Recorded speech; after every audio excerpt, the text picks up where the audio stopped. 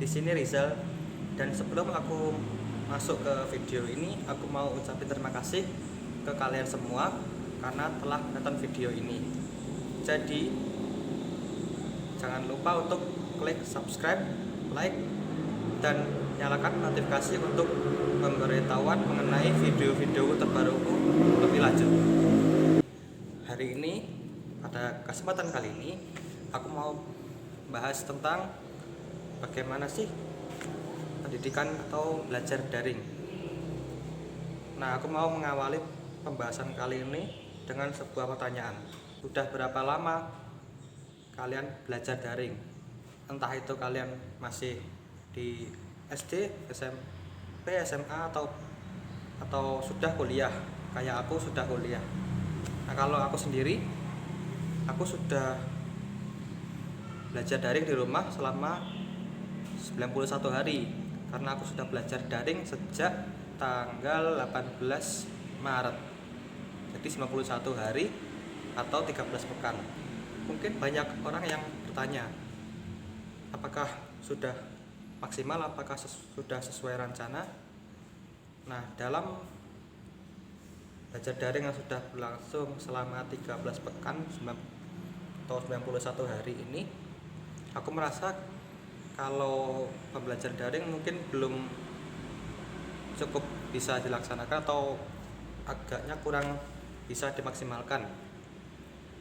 Ambil contoh, belajar daring tujuannya yaitu untuk memindahkan atau kasarannya memindahkan kegiatan yang sudah berlangsung di awal sudah berlangsung biasanya di sekolah-sekolah atau di kampus-kampus ke rumah, yaitu bisa melalui media online. Nah, menurut pengamatanku, ini pembelajaran daring ini masih kurang bisa dimaksimalkan, masih belum dapat untuk mengerti atau memahami konsep dari belajar daring tersebut. Ya mungkin ini bisa dimaklumi karena belajar daring ini sepertinya datang di saat yang mungkin tidak ada yang menduganya. Jadi karena wabah ini, karena penyebabnya kan wabah pandemi dari COVID-19 ini adalah hal yang tidak terduga. Jadi ini perubahan yang mungkin kesannya dipaksa. Jadi aku masih bisa memaklumi kalau ada beberapa kekurangan atau miss dalam belajar daring ini. Aku bukannya mau menjelek-jelekan atau melihat kekurangan, aku cuma mau share ke kalian ya kalian bebas untuk pendapat lain terhadap pembelajaran daring ini. Tapi aku pribadi masih merasa ada yang kurang dari pembelajaran daring ini. Jadi sebelumnya aku mau mengapresiasi terhadap staf atau tenaga pendidikan yang sudah membuatkan rencana yang sebegitu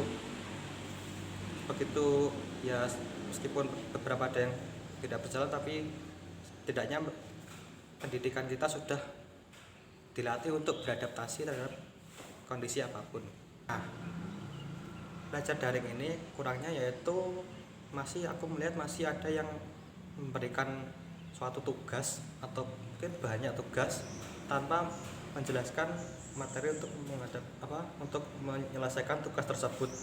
Jadi kesannya kita hanya diberi beberapa materi tetapi tugasnya menumpuk ya.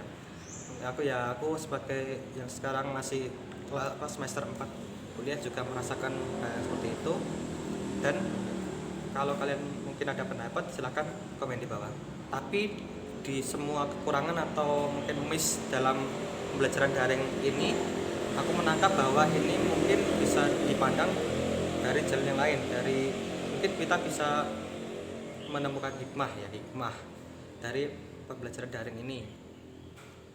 Ingat suatu pepatah bahwa tidak ada pelaut yang handal di laut yang tenang. Nah, aku sangat prinsipal ya, jadi aku memahami peribahasa ini untuk keadaan seperti ini. Jadi kita kalau tidak dituntut oleh suatu kondisi atau suatu kesulitan apapun, maka mungkin kita cenderung untuk enggan berubah.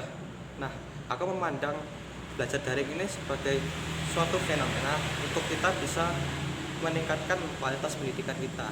yang dari awalnya mungkin berbasis kelas, buku, dan berbasis pembelajaran yang berpusat pada guru, menjadi pembelajaran yang bisa menjangkau seluruh atau bisa memangkas jarak ataupun waktu. Jadi kesimpulannya, belajar daring ini jangan dipahami sebagai rintangan, tetapi sebagai peluang untuk memajukan pendidikan kita. Nah, jika kalian suka dengan video ini, maka jangan lupa untuk view dan subscribe, dan jangan lupa like dan nyalakan notifikasi untuk pemberitahuan mengenai video-video terbaru dari aku. Sekian video ini, aku Rizal, dan stay educative.